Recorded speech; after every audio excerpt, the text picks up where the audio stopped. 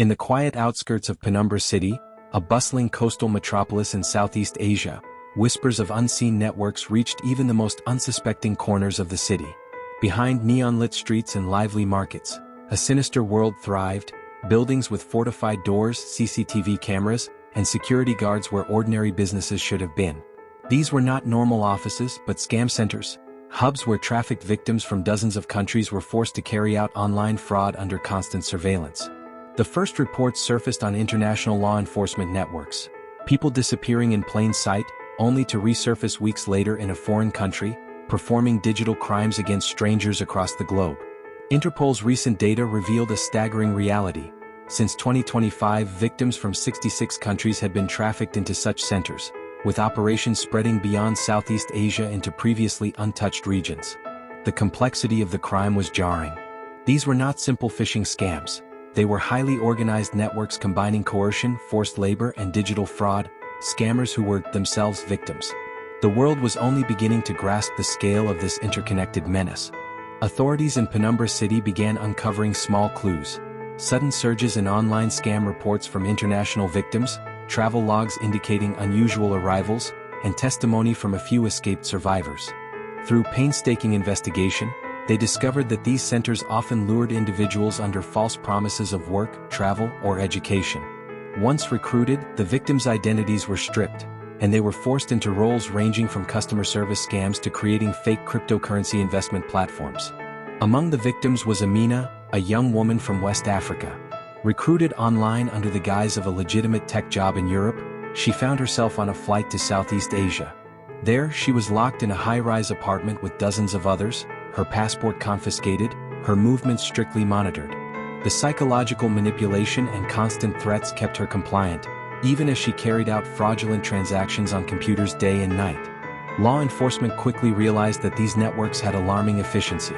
They exploited gaps in migration policies, weak oversight on digital platforms, and the anonymity of the internet. The question arose, could global cooperation between immigration authorities, tech platforms, and local police effectively dismantle these operations? The human stories emerging from the raids were harrowing. One survivor recounted being coerced into sending fraudulent messages to elderly victims overseas, forced to lie convincingly while being threatened with harm to her family back home. Another described being made to train new arrivals in the art of deception, another cruel layer of the network ensuring that the cycle continued.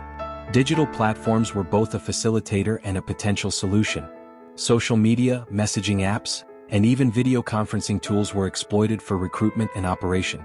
At the same time, these platforms had the power to detect unusual traffic patterns, suspicious accounts, and coordinated scams. But few mechanisms were in place to act preemptively. Victims repeatedly noted that recruitment often began with friendly interactions online, chatting with strangers who slowly coaxed them into applying for jobs, scholarships, or travel opportunities. Experts now emphasized prevention over punishment. Educating potential victims, monitoring recruitment channels, and enforcing strict accountability on tech companies were considered essential. The international community faced a stark challenge: stopping criminal networks that straddled borders, blended human exploitation with digital crime, and remained agile in exploiting law enforcement gaps. Penumbra City Police began collaborating with Interpol, sharing intelligence that linked multiple centers across Southeast Asia and into Eastern Europe. Joint operations led to several coordinated raids, resulting in arrests and the liberation of dozens of victims. However, these successes were tempered by the realization that dismantling one hub often led to the creation of another elsewhere, sometimes more sophisticated and secretive. Meanwhile, NGOs and human rights organizations began amplifying the voices of survivors. Their stories painted a vivid picture. Young people from Nigeria, Ukraine, Indonesia, and Brazil trapped in a cycle of fear, digital coercion, and forced compliance. Victims described psychological abuse, insufficient food, and relentless monitoring. International pressure grew, calling for urgent reforms in digital accountability, border security, and trafficking legislation. Despite these efforts, the operators of scam centers adapted quickly. They moved recruitment to encrypted platforms, shifted locations frequently, and used falsified documents to bypass scrutiny. Law enforcement realized that a comprehensive approach required technological innovation, real-time monitoring, and global coordination. The fight against these networks took a broader societal dimension. Schools and online forums began educating young adults about safe online interactions, while NGOs trained law enforcement in identifying recruitment patterns. Researchers developed algorithms to flag high-risk transactions, suspicious recruitment emails, and potentially trafficked individuals.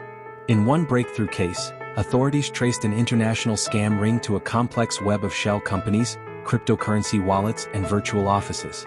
The operation involved hundreds of coerced victims, many of whom were barely adults. Their testimonies revealed the sophisticated psychological manipulation employed by traffickers, promises of wealth, threats of violence, and social isolation to break down resistance. Victim rehabilitation became another urgent priority. Formerly trafficked individuals often faced stigma, trauma, and financial instability. NGOs provided counseling, language training, and skills for legitimate employment. Meanwhile, survivor advocacy groups pushed governments to tighten digital regulations and enforce penalties on companies that enabled such exploitation through negligence. Back in Penumbra City, law enforcement continued to refine strategies, balancing raids with prevention. New campaigns targeted recruiters on social media, highlighting how easily promising job offers could be traps.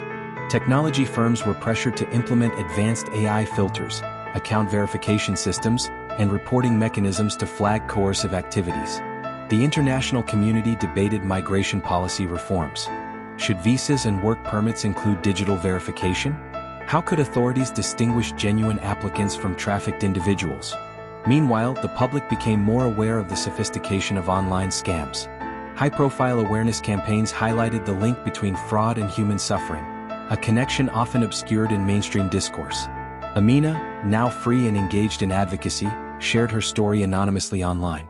Her account revealed how exploitation was intertwined with digital fraud, emphasizing that the problem was global, systemic, and invisible to those outside the networks.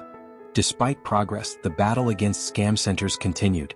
Operators constantly evolved their tactics, exploiting gaps in enforcement, digital infrastructure, and global coordination. Victim advocacy groups emphasized the human cost. Behind every phishing email or fraudulent call was a coerced individual enduring fear and exploitation. International cooperation became central. Intelligence sharing, joint digital monitoring, and coordinated arrests offered hope for dismantling large networks. Meanwhile, tech companies implemented stricter anti-scam policies, user education tools, and real-time reporting channels. The ecosystem slowly shifted, demonstrating that combating such crime required alignment between law enforcement, digital platforms, and society at large. Amina and other survivors began mentoring at-risk youth, teaching them to recognize recruitment tactics and digital fraud schemes.